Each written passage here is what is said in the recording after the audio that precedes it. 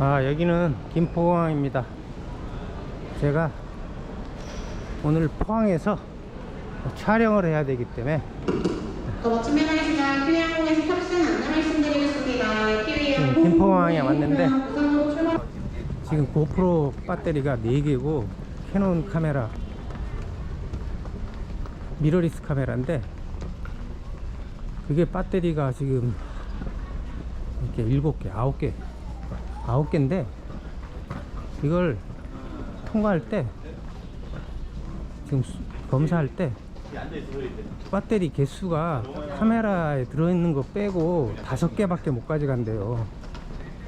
그래가지고 한참 직원하고 지금 얘기하다가 지금 겨우 특별히 허락해 준다 그래가지고 지금 간신히 통과해서 왔어요. 오늘 포항에 가서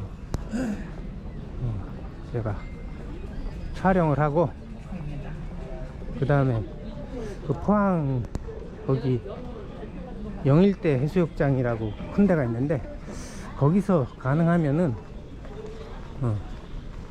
맨발 걷기를 하고, 여기가 8번 출구에서 가기로 돼 있어요.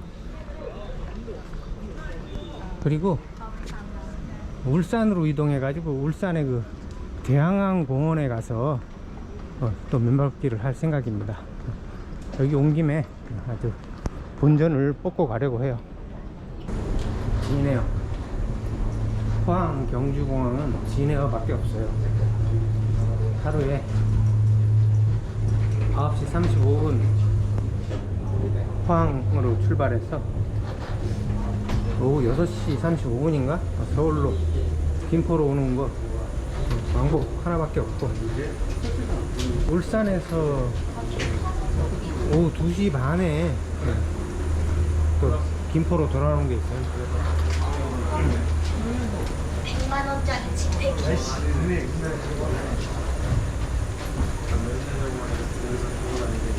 오늘은 포항 가는 길은 지금 타고, 내일은 울산공항에서 김포로 돌아올 예정입니다.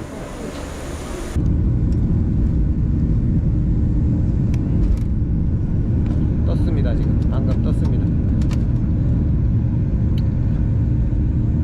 비행기 많이 타도 이게 신기하죠.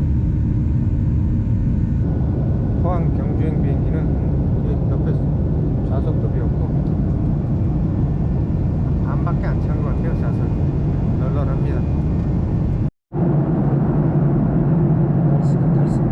날씨가 좋아서 아래가 다 보여요.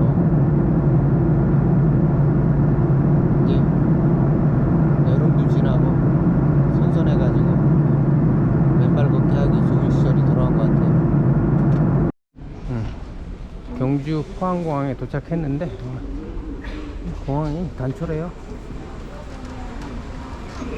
이게 군사공항하고 겸용으로 쓰는 것 같아요.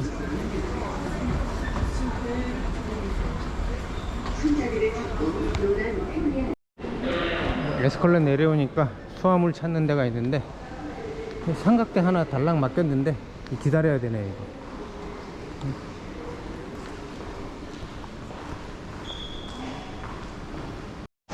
이제 수화물이 나오네. 삼각대 하나 달랑 맡겼는데 나왔습니다. 나와서 이제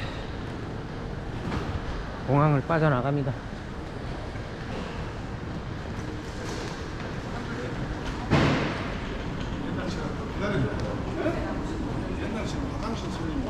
이 포항이 해병대가 있어가지고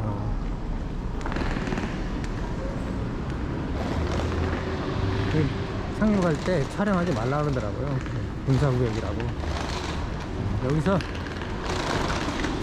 버스 타고 제가 촬영하려는 곳으로 이동하려고 합니다. 버스 900번을 타라 그랬는데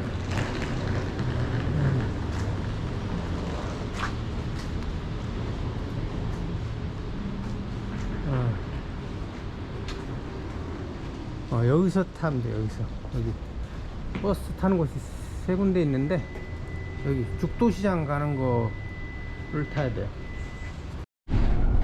일단 900번 버스 타고 영일대 해수욕장 먼저 가보려고 합니다. 촬영이 2시인데 지금 11시라 가지고 이번 정류장은 영일대 해수욕장에서 얼마 하지 못할 것 같은데 다음 정류장은 그래도 촬영까지 아직 3시간이나 남아 있으니까 승객 여러분, 버스가 완전히 최대한 정차한 후에 자리에서 맨발 걷기 일어나주시기 바랍니다. 해보려고 합니다. 여기 영일대 해수욕장 정류장에 내렸어요. 바로 골목으로 들어가면 영일대 해수욕장이 나올 것 같습니다. 바다가 보입니다. 벌써 여기서 지금 시각이 촉박한데 2시까지 촬영 장소로 가야 되기 때문에 지금 1시 38분. 그래도 공항에서 40분도 안 걸렸어요. 한 38분 정도 걸린 것 같아요. 빨리 여기서 서둘러 맨발 걷기 하고 가야겠습니다. 근데 이게 삼각대도 있고 막 지금 카메라 가방 메고 이걸 어디다 맡겨놓고 했으면 좋겠는데 미치겠네. 시간이 없네. 시간이 없어. 그냥 들고 다니면서 해야겠어요. 길 건너갑니다. 지금 모래사장에 벌써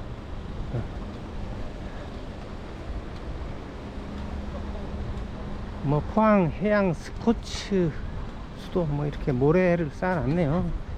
전에 작년에 부산에 갔을 때도 저렇게 막 쌓아놓더니 여기서도 쌓아놨어요.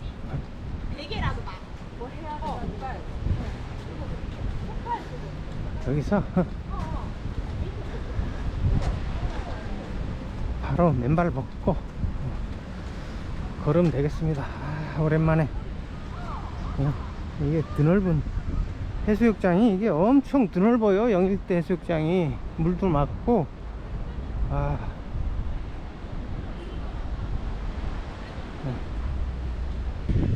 맨발 벗고 머리가 뜨거워요. 삼각대 메고 카메라 가방 메고 힘드네 이거. 응? 오늘 날씨도 좋고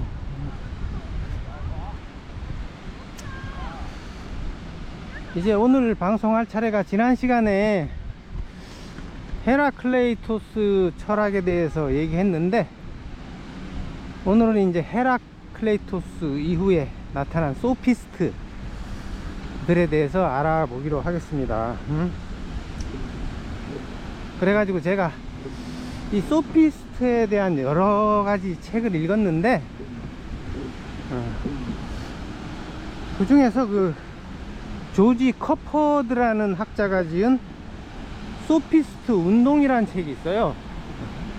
그게 이제 1981년에 나온 건데 이 책이 그러니까 소피스트 철학에 관한 지금까지도 그러니까 가장 권위 있는 책으로 인정받아요.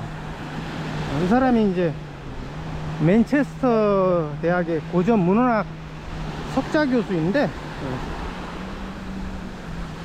이 책 외에 이제 여러 권의 책을 봤어요. 방송 오랜만에 하기 때문에 시간이 많아가지고 책 여러 권을 봤어요. 지금 뭐 바닷물이 밀려오는데 바닷물이 밀려오는데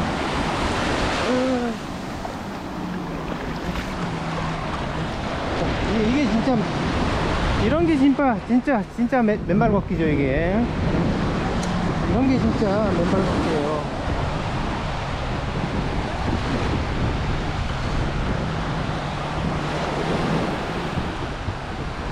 근데 이런 책들을 여러 번 읽어봐도 이게 소피스트들이 남긴 단편이 많지가 않아요. 얼마 안 되고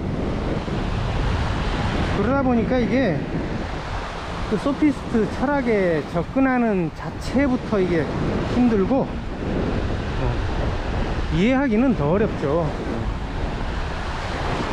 그래서 이게 그러니까 판단할 수 있는 자료 자체가 별로 없다 보니까 해석하는데 애매한 점이 많아가지고 학자들도 뭐 헤매고 있는 것 같아요, 아직까지. 그래서 제가 이때까지 말했던 것 중에 가장 조심스러워요. 그래서 오늘 말하는 거는 전에처럼 이렇게 내가 큰 소리 칠 수가 없고 단정 지어서 말하기가 힘들고 지금까지는 자 큰 소리 많이 쳤죠. 근데 큰 소리 쳤어도 제가 이때까지 뭐 사소한 부분에 있어서 뭐 중요하지 않은 부분에서 잘못 말한 건 있을지 몰라도 말하는 핵심에 있어서는 제가 틀린 부분을 아직까지 발견을 못했어요. 그 정도로 제가 확신을 가지고 얘기한 거고, 근데 오늘은 틀려요. 이 소피스트 철학 부분은 자료 자체가 없기 때문에 앞으로 더 공부하고 또 다른 학자들의 그 연구 결과도 봐야 되고 그래야 될 것 같아요. 그 일부는 또 제가 또 수립해 가면서 그 소피스트들의 경험 철학을 새로 발견해내고 또 제 나름의 그 철학까지 보태가지고 경험 철학을 완성하는 게 제 목표예요. 그래서 경험 철학이라고 하면은 이게 저만 지금 쓰는 용어 같아요. 이게 보통은 철학에서 이제 경험론이라 그러는데, 엠피리시즘, 이게 영국 경험론이죠. 이거하고 경험 철학하고 틀리다 그랬죠. 제가 흉 책은 좀 봤는데, 영국 경험론 중에 이제 로크도 있고 버클리도 있는데 그 책은 아직 못 봤어요, 제가. 그래서 그거를 보고 볼 생각인데, 그거를 다 봐야지 이제 얘기할 수 있는데, 그 전에라도 이 경험 철학이라는 게, 이 영국 경험론이라는 게 이게 말만 경험론이지 그 내용은 이 제가 얘기하는 관념 철학하고 별 차이가 없어 보여요. 그러니까 영국 경험론이라는 게 주로 따지는 게 인간 정신 내부의 그 관념들, 관념들을 주로 다루는 거고, 그 현실에 있는 외부 사물들, 외부 대상들에 대해서는 알 수 없다. 그 칸트식으로 말하면 물자체 라고 보고 인간이 인식할 수 없다고 이렇게 얘기하는 것 같아요. 그래서 이게 사실은 말만 경험론이지 현실의 그 사물에 대해서는 말할 수 없다. 그거를 이제 인간이 경험해서 인간 정신 내부에서 인식한 관념만 가지고 다루기 때문에 이게 관념 철학하고 내용상으로는 별 차이가 없어 보여요. 말만 경험론이지. 요거는 제가 나중에 좀 로크하고 버클리까지 공부해 가지고 아주 미세하게 아작을 내도록 하겠습니다. 그 다음에 이제 제가 말하는 그 경험 철학의 반대가 관념 철학이라 그랬는데, 이거를 제가 정의를 안 하고 그냥 대충 이때까지 썼는데, 여기서 대충 정의를 하자면은 이 관념 철학이라는 게 이 파르메니데스의 존재론에서 시작해 가지고 플라톤의 이데아론, 영혼론으로부터 시작해 가지고 근대 합리론에 이르기까지 이 경험과 감각을 불신하는 풍조가 만연해 있죠. 그게 아주 뚜렷해요. 그리고 이제 영혼, 이성, 합리를 중시하는 철학이라고 여기서 잠정적으로 이렇게 정의를 하고 들어가는 게 나을 것 같아요. 그리고 경험 철학은 뭐 이 관념 철학에 반대되는 것으로서 경험과 감각을 중시하는 철학.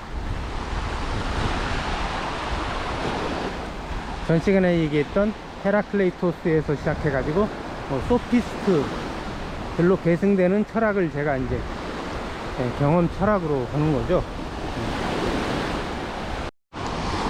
그리고 이게 제가 얘기하는 관념 철학하고 관념론하고 또 비슷하죠. 보통은 관념론이라고 많이 얘기하는데 이거는 아이디얼리즘. 이것도 이 관념론이라 그러면은 이 경험론에서 나온 거죠. 영국 경험론에서 버클리의 철학을 관념론이라고 그러죠. 그래서 이거는 경험을 해석할 때 관념적인 것 또는 정신적인 것이 중심 역할을 한다고 강조하는 견해를 가르친다. 가르치는 철학이다. 그래서 이게 이 경험론에, 영국 경험론에 이게 버클리 관념론이 들어가 있어요. 그래서 여기서도 보면은 이게 말로는 경험론인데 사실은 이 관념론하고, 관념론이라는 이름이 붙어가지고 이게 관념 철학하고 이게 구별하기가 힘들지 않나, 제가 얼핏 보기에는. 자세한 거는 나중에 영국 경험론 할 때 다루기로 하고요. 이렇게 이제 제가 정의를 내리고, 잠정적인 정의예요. 이거는 아직 제가 얘기하는 경험 철학이라든지 관념 철학이라는 개념이 조금 애매한 데가 있어요. 그거를 고려하고 들으시기 바랍니다. 이 소피스들이 그리스에 등장하는 시기가 이게 기원전 5세기에 대거 등장하죠. 그때 아테네 이 사람들이 집중해서 몰려들어요. 그래서 이때 기원전 5세기를 보면은 아테네에 아마 인류 역사상 가장 많은 철학자들이 밀집됐던 시기가 아닐까. 그러니까 단위 명적으로 따지면 인류 역사상 가장 많은 철학자들이 나타난 아주 놀라운 시기예요. 그리고 다른 나라에서도 많이 나타났죠. 다른 아테네뿐만 아니라 중국에서도 뭐 제자백가가 그 시기에 나타났고, 인도에서도 부처님이 그 육사 외도라고 한 거, 6가지 그 불교와 다른 그 종교 비슷한 그런 단체들, 그 육사 외도라 그러죠. 그때 딱 기원전 5세기 정도에 나타났죠. 아주 비슷한 시기에 나타나 가지고 이거를 야스퍼스 같은 경우에는 추구 시대라고 말하죠. 그러니까 이때, 그러니까 이 시대에 그 인류 역사상 가장 뛰어난 철학자들이 한꺼번에 다 등장했죠. 이게 그 이후의 시대, 현대에도 못 따라가죠. 지금 현대에도 그렇게 짧은 시기에 그 좁은 영역에서 그렇게 많은 철학자들이 나타난 현상이 다시는 나타나고 있지 않죠. 아주 그 놀라운 시기인데, 그 당시에 우리나라는 고조선이었겠죠. 역사도 기록이 하나도 남아있지 않고 환단고기에서 전하는 뭐 아주 그냥 짧은 그 사람들이 믿을 수도 없는 기록이라고 많이 논란이 되는데, 근데 제가 보기에는 우리나라에도 분명히 그때 철학자들이 많이 등장했을 것 같아요. 근데 이제 문제는 우리가 그때 우리의 고유 문자가 없었기 때문에 그거를 기록으로 못 남긴 것이 지금까지 전해지지 않는 이유지, 분명히 있었을 거로 봐요. 그때 전 지구적으로 모든 지역에서 철학자들이 다 문명이 있는 지역이라면 다 나타나지 않았을까. 근데 이 그리스나 중국이나 인도 위에는 그 고유 문자가 없었던 게, 그게 후세에 남겨지지 못한 결정적인 원인이라고 생각해요.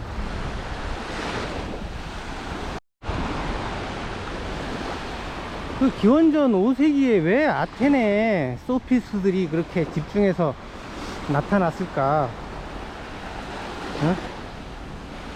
그 배경을 살펴보자면, 첫 번째로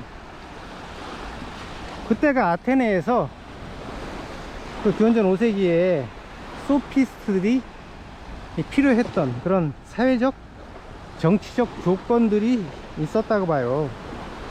그때가 이제 아테네가 그 페르시아한테 두 번에 걸쳐 이겼죠. 이기면서 이제 아테네가 도리어 이제 제국화되죠.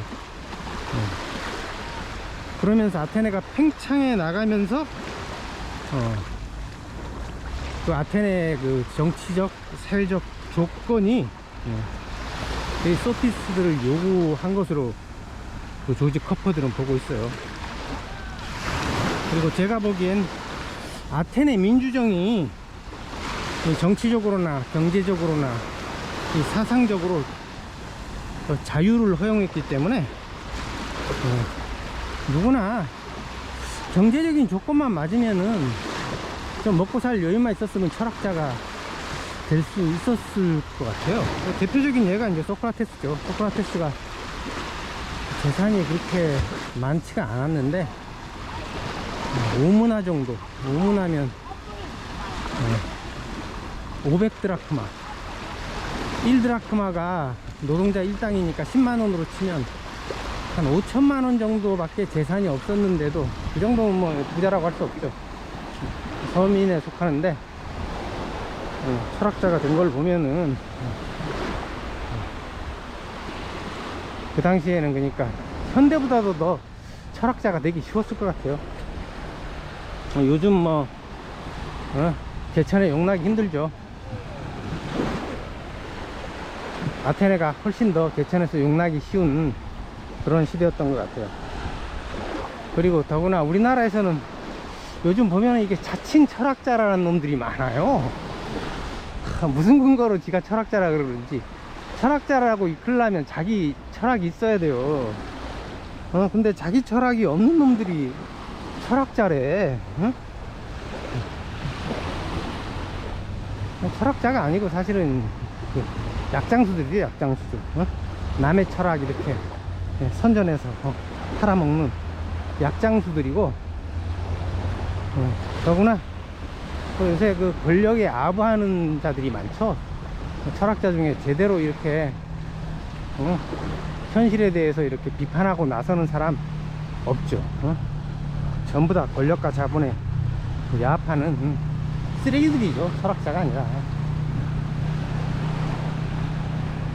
전에 이제 시의 전통이 현실 비판이었다고 얘기했는데, 철학도 마찬가지죠. 철학도 철학의 전통 자체가 기존의 철학을 전부 다 부수고 새로운 철학을 내세우는 게 철학의 전통인데, 당연히 현실 비판이 뒤따라야죠. 근데 그 소피스트들은 안 그랬던 것 같아요. 현실에 대해서, 현실을 개혁하려는 의지가 있었던 것 같아요. 그래서 이 소피스트들이 민주주의를 옹호하고 인권과 평등을 주장하고 노예제도에 반대하는 등 아주 보면은 그 현대에 못지않게 굉장히 진보적이었어요. 심지어 이제 노예들이 있긴 있었지만, 노예들의 인권이 그 뭐 미국의 그 노예들, 흑인 노예들을 상상하면 안 돼요. 이 노예들한테도 인권을 부여했고, 그 노예 중에서는 부자도 있었대요. 그래가지고 노예들이 겸손하지 않다고 건방지다고 불평하는 사람도 있었고, 그래서 보통 이제 아테네 민주정을 비판하는 사람들이 이게 뭐 카오스라 그러고 이게 노예와 여자들의 희생을 바탕으로 한 민주주의라고 비판하는데, 이런 사람들 아테네 민주주의에 대해서 하나도 모르면서 비판하는 거죠. 완전히 무지의 결과일 뿐이에요 이게. 그리고 아테네 이제 소피스들이 이 기원전 5세기에 대거 나타난 두 번째 배경으로서 이 페리클레스가 후원했다는 것을 뺄 수가 없죠. 이 페리클레스가 이제 기원전 495년에 태어나가지고 429년에 그 역병으로 죽죠. 이 페리클레스하고 친분 있는 철학자들이 많았어요. 주로 이제 소피스들인데, 이 페리클레스가 그 제논의 강의도 들었고, 아낙사고라스하고 다모는 페리클레스의 스승으로 인정이 돼요. 그리고 프로타고라스하고도 친했고, 고르기아스한테도 배웠고. 그러니까 당시에 이제 이 소피스트들이 아테네 민주정에 참여해가지고 참여민주주의, 평등사상, 노예제 반대 등 아테네 민주정의 철학적 기반을 이 소피스트들이 만들어줬어요. 그러니까 페리클레스가 정치적으로 필요한 사람들이었죠. 여긴 더 이상 물이 들어와가지고 못 걷겠네. 여기 물이 들어와가지고 여기 지금 밀물 상태라서 쫓겨났네, 해변에서.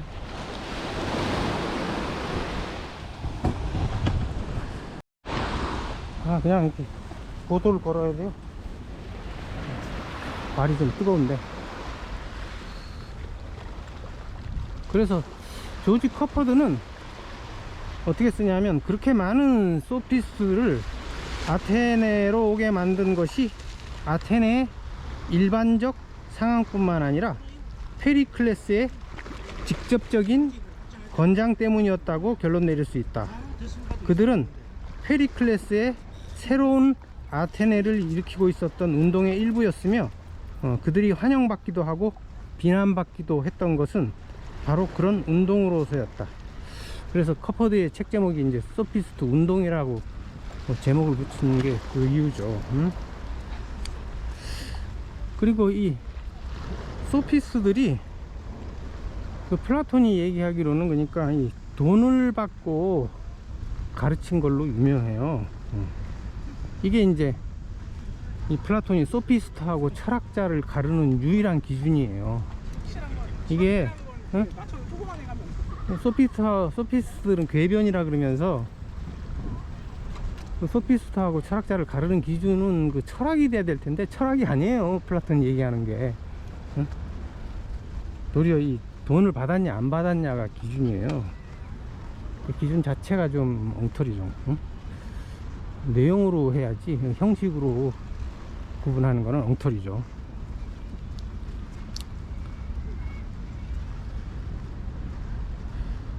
그래서 플라톤에게는 아무리 개똥 철학자라도 돈만 안 받으면 철학자야. 근데 이제 프로타고라스, 고르기아스 같은 경우는 돈을 많이 받았대요. 그래서 1인당 100문화를 받았대요.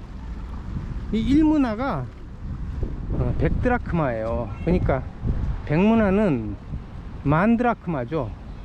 1드라크마가 노동자 1당이라 그랬으니까 한 10만원으로 치면은 10억에 해당하는 엄청난 돈이에요. 요새 뭐 일타 강사들이 뭐 1000억대, 조대까지 막 번다고 얘기하는데, 고대 그리스의 일타 강사들이죠. 1인당 10억씩 받았으니까 100명만 가르쳐도 1000억대죠.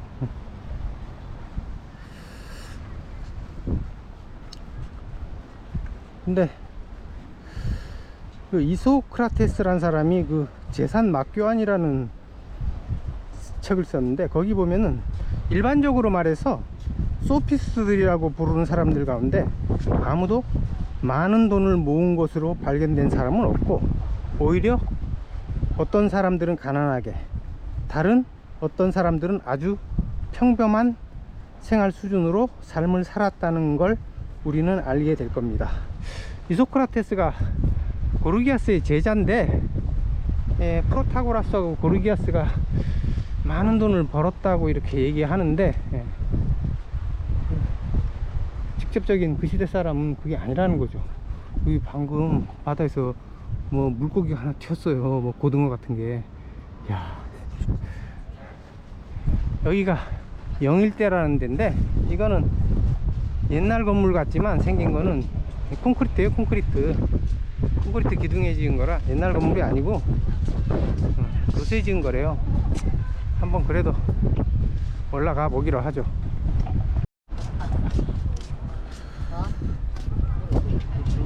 그러니까 이 플라톤이 소크라테스를 묘사하기를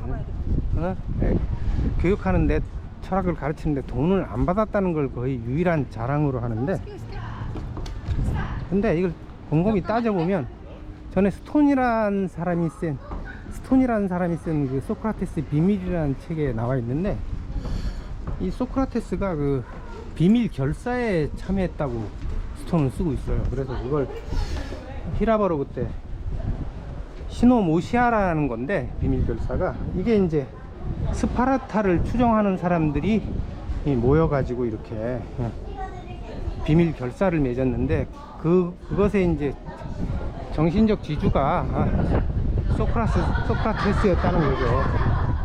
이게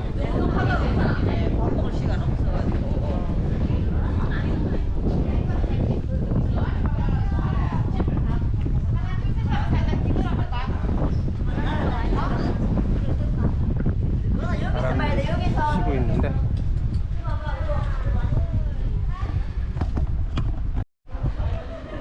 다시 내려가겠습니다. 그러니까 그 근거로 이제 스톤이 드는 게, 소크라테스가 그 스파르타인들이 걸치는 트리본, 이걸 반외투라 그러는데, 이걸 이제 겨울에도 이제 걸치고 다녔다는 거고, 이게 이제 소크라테스가 친 스파르타파임을 보여주는 거고, 그 플라톤의 대화편 프로타고라스에 보면, 이들 라코니아 방식을 따르는 사람들은 그들 라코니아 사람들을 흉내내어 귀를 뭉그러뜨리고 가죽끈을 주먹에 두르고 신체 단련을 좋아하며 외투 뒷단을 짧게 해서, 이게 이제 트리본이죠, 입고 다니는데 이렇게 쓰여 있어요. 그러니까 이 사람들이 이제 시노모시아, 이게 이제 반체제 운동으로서 지하에서 이제 하는 거죠. 그렇기 때문에 당연히 이게 돈을 받기가 그렇죠, 이게. 그래서 스톤은, 시노모시아는 원래 과두당의 구성원들이 관직에 선출되도록, 그리고 재판 시에 그들의 무죄 석방을 확고히 하기 위해 고안되었으며, 기원전 5세기 마렵의 혁명에서 매우 큰 역할을 했다, 이렇게 쓰고 있고요.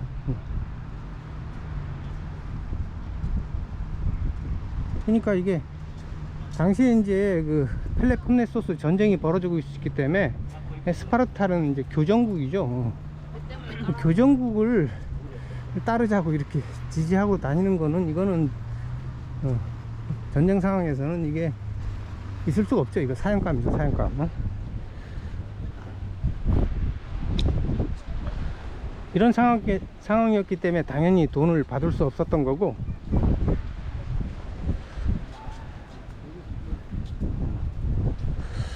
그리고 이 소피스트들이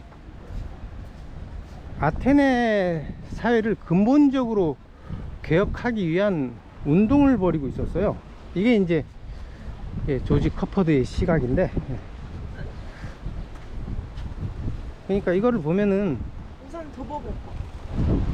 이 소피스트들이 단순히 돈벌이를 위해서 궤변을 가르치는 사람이 아니라, 그들의 철학 바탕에는 아테네 사회의 모든 문제들을 근본적으로 고찰하고 개혁하는 정신이 깔려 있었다고 봐요. 그래서 소피스트들이 다른 문제들을 살펴보면, 그 철학의 가장 근본적인 문제들을 비롯해 가지고 사회 전반적인 측면들을 다 다루고 있었어요. 그래서 그 소피스트들의 문제의식은 매우 넓고도 깊었다고 볼 수 있어요. 그래서 그 아르카이크 시대 전에 이제 고대 그리스의 시대 구문 볼 때 그 기원전 750년부터 500년 사이의 기간을 이제 아르카이크 시대라 그래가지고 우리말로 하면 고풍 시대죠. 그때부터 이제 기원전 5세기에 이르기까지 이 그리스의 철학을 살펴보면 이게 고대로부터 현대까지 이렇게 철학을 압축해서 보여주는 것 같아요. 그 정도로 이제 소피스트의 철학이 광범위하고 심오했다는 거죠.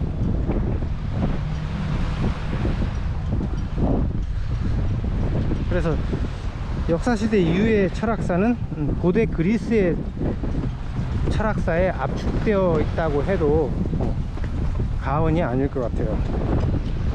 그래서 고대 그리스 이후의 철학이 고대 그리스의 철학을 답습하는 그런 의미 없는 2000년이 아니었을까, 저는 이렇게 봅니다. 그래서 그 당시에 이제 소피스트들이 다른 문제들을 살펴보면은 커퍼드 같은 경우에 그 소피스트들이 그들을 학설을 통해 공식화하고 논의했던 문제들이 얼마나 현대적인 성격을 띠고 있는지 들여다보면 실로 놀라운 바가 있다고 조지 커퍼드는 쓰고 있어요. 다시 해련으로 들어가겠습니다. 그래서 이 조지 커퍼드 책 뒤에 그 서울대 김남두 교수가 쓴 해설을 보면은 그 감각 지각은 착오일 수 없다는 주장, 진리의 협약적 성격에 대한 주장, 가상의 세계와 실제의 세계는 본질적으로 구분될 수 없다는 주장, 지식의 존재 구속성에 대한 주장, 인간 문화의 발생적 설명, 신에 관한 설명 및 지식의 불가능성, 더 나아가 그것은 단지 인간의 생각의 산물일 뿐이라는 주장, 민주주의에 대한 이론, 사회 규범의 계약적 성격에 대한 주장, 법과 정의의 상대적 성격에 대한 통찰, 교육의 본질과 기능에 대한 주장 등등에 대한 보다 본격적이고 상세한 연구들은 그들의 주장이 궤변이라는 전통적 딱지가 부당하고도 적절치 못함을 선명히 보여주고 있다고 이제 쓰고 있어요. 김남두 교수도 뭐 소피스트 철학이 엄청나다는 걸 인정하고 있는 거죠. 그래서 이런 걸 살펴보면 현대 철학에서 다루는 문제들이 대부분이 이미 2000년 전, 그러니까 2500년이죠. 그 전에 이미 소피스트들이 고민하고 있었다는 거죠. 특히 이제 가상세계와 실제 세계는 본질적으로 구분될 수 없다는 주장, 신에 관한 설명 및 지식의 불가능성, 민주주의에 대한 이론 등은 이건 현대도 뛰어넘어 가지고 초현대적인 철학이 아닐까. 그래서 이 가상세계와 실제 세계에 대해서 들레주도 철학을 전개했는데, 들레주도 이제 시뮬라크르라 그래 가지고 이게 이제 플라톤 철학에서 따온 거죠. 플라톤이 이제 이데아론을 내세우면서 이제 이데아라는 게 그 현실 사물이 이데아를 복사한 거라고 주장하죠. 그래서 이 시뮬라크르도 이게 복제물이란 뜻이기 때문에 이게 복제물이 이제 원본과 구분되지 않는다는 의미에서 들레주도 이제 가상과 실제가 가상과 현실이 구분할 수 없다. 이렇게 이제 철학을 전개하죠.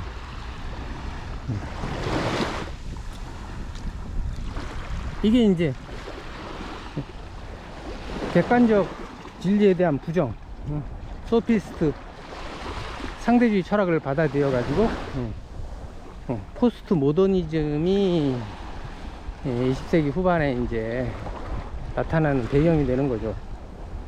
그리고 그 중에서 이제 1980년대에 장 보드리아르는 시뮬라숑이라는 저작을 통해서 가상이 오히려 실제를 대신할 수 있다고 주장하는 거죠. 이제 가상이 현실보다 더 현실적이라는 거죠.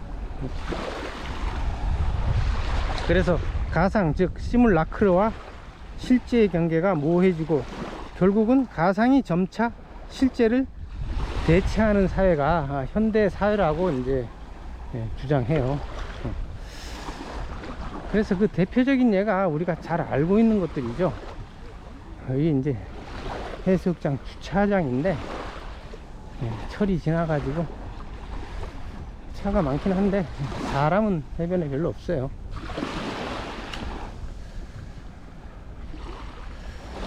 그래서 우리가 아는 현실이 실제로는 가상이죠. 이 말이 맞죠. 이게 지금 가상이 현실을 대체하고 있다는 그 보드리아르의 그 시뮬라숑이 이게 맞는 말이에요. 이게 현실을 그대로 설명하는 말이에요. 이게 이제 매트릭스죠. 매트릭스. 이걸 매트릭스라고 하죠. 이거는. 이 매트릭스라는 게 이제 그걸 구성하고 있는 것들이 전 시간에도 전에 한번 제가 얘기했는데 주로 이제 철학, 역사, 경제, 과학 등등 이런 전체의 지식 체계가 만들어내는 헤게모니죠. 헤게모니를 우리말로 하면 이제 도덕적 리더십이라 그러는데 이거를 모든 사람들이 다 인정하죠. 인정하니까 따라가야 되는 거고, 그러니까 이런 헤게모니를 쥐고 있는 사람들한테 끌려다닐 수밖에 없는 거죠. 제가 보기에는 이 헤게모니의 핵심이 바로 플라톤 철학이에요. 이 플라톤 철학이 과두정을 지지하기 위한 정치적인 철학이죠. 그래서 소수 엘리트가 지배하는 그런 매트릭스를 이 플라톤 철학이 기반이 된 거예요, 이게. 그래서 이 매트릭스가 이제 나중에 이제 근대에 들어와서 자본주의하고 결합함으로써 이제 현재와 같은 매트릭스가 만들어진 거죠. 그래서 현재의 매트릭스는 이게 300년이 넘은 매트릭스죠, 이게. 요즘은 또 거기에 더해 가지고 또 이제 메타버스라는 걸 또 많이 떠들죠. 지금 현실이 가상인데 거기다 또 가상의 가상을 만들겠다는 거예요. 제가 보기엔 이거는 지금 현실이 가상이라는 거를, 매트릭스라는 거를 숨기기 위한 그런 속임수 같아요. 그래서 영화 매트릭스를 이렇게 자세히 보면은 여기에 플라톤 철학이 그 기반에 많이 깔려 있다는 거를 알 수가 있어요. 거기에 대해서 이제 제가 좀 자세히 설명하도록 하겠습니다. 여기. 그래서 영화 매트릭스에서 그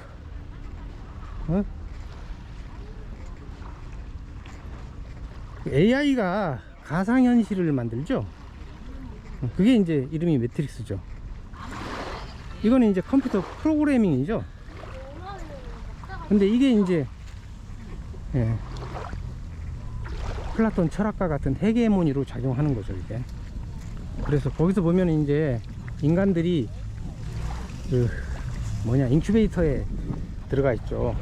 인공 자궁만에 이렇게 들어가 있어 가지고 인공 자궁 안에 갇혀 있죠, 모두. 거기에 이제 네오만 탈출하게 되는데 이게 이제 플라톤의 그 동굴에 비유해서 그 동굴에 갇힌 인간들을 상징한다고 볼 수 있죠. 그리고 모피어스가 네오에게 처음으로 세계의 진실을 알려주는 장면에서 모피어스는 매트릭스를 한마디로 통제라고 정의를 하죠. 그러니까 이 매트릭스라는 게 영화만의 얘기가 아니고 사실은 지금 현실이에요, 이게. 이제 다시 돌아가도록 하겠습니다. 돌아가는데도 한 40분 걸릴 것 같은데, 그래서 영화 매트릭스에서 그 인류를 구원할 구세주로 이제 네오를 지목하죠. 그리고 이제 이걸 더 원이라고 부르죠. 더 원이 뭐 일자죠, 일자. 우리말로 하면 이게 신플라톤주의 일자를 따온 거예요, 이게. 그래서 오라클에게 이제 네오가 찾아가 가지고 내가 구세주인 거를 확인을 하는데, 오라클 그 아줌마는 아니라고 하죠.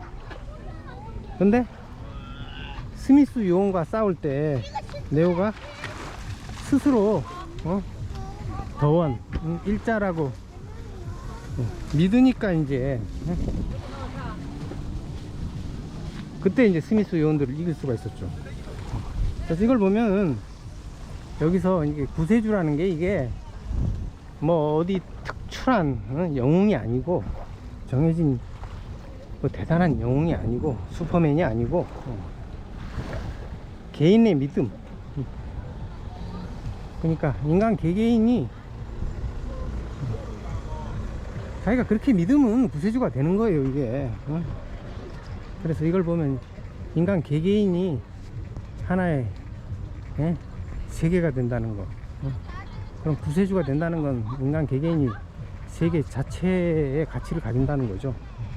그래서 인간은 세계다라는 제 철학을 뒷받침해 주는 거예요, 이게.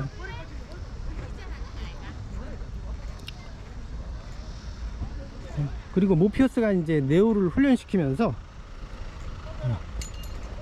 너 자신을 알라고 하죠. 그리고 오라클이 자신이 더원이라는 사실은 사랑에 빠지는 것 같아. 아무도 말해줄 수 없고 자신이 스스로 알지. 그러니까 이게 너 자신을 알아야 된다는 거죠.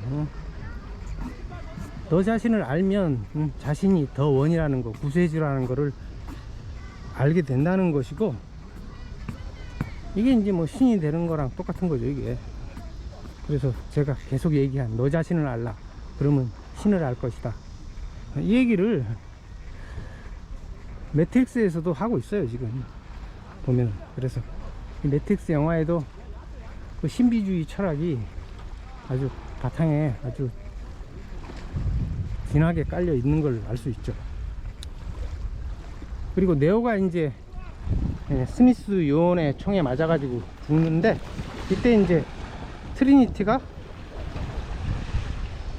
오라클이 자신에게 했던 예언을 네오한테서, 네오의 그 시체 앞에서 속삭이죠.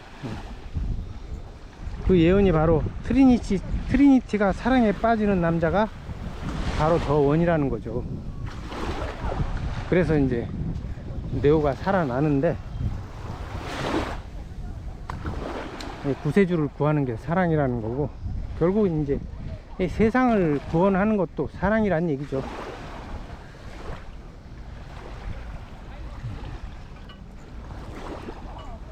그리고 네오가 자신이 이제 구세주라는 걸 깨달았을 때 매트릭스가 이제 온전히 다 보이기 시작하고, 이게 이제 플라톤의 그 동굴에 비유해서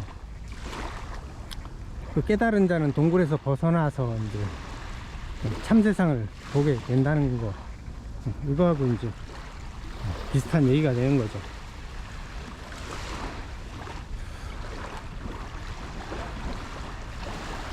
근데 워쇼스키 형제가 이 매트릭스를 트랜스젠더의 서사라고 얘기했다 그래요. 이게 뭐 트리니티가 남자라는 얘기인지 이게 도대체 뭔 얘기를 하는 건지 모르겠는데, 뭐 둘이 뭐 차례차례 성전환을 했죠. 그래가지고 형인 레디가 2012년에 성전환 해가지고 라나 워쇼스키가 되고, 그래가지고 워쇼스키 남매가 됐죠. 그 다음에 몇 년 후에 또 동생 앤드루 워쇼스키가 성전환 해가지고 릴리 워쇼스키가 돼가지고 또 워쇼스키 자매가 됐죠. 지네들이 뭐 성전환해서 여자가 된 거, 그거하고 뭐 매트릭스 영화 내용하고 무슨 관련이 있다는 건지 뭐 참 아리송한 얘기예요. 그래서 지금까지 살펴본 바로 보면은 이 소피스트 철학이 그 포스트 모더니즘에 가장 큰 영향을 준 철학으로 볼 수 있죠. 저도 이제 20여 년 전에 영어 하기 전에 이제 철학 공부하려고 했을 때 한 1년 동안 포스트 모더니즘 공부를 했는데, 이 소피스트 철학이 이미 2500년 전에 포스트 모더니즘이었어요. 그래서 이 소피스트들을 궤변론자라고 매도하는 거는 무지의 소산이죠, 이게. 그리고 근거 없는 인신공격일 뿐이고,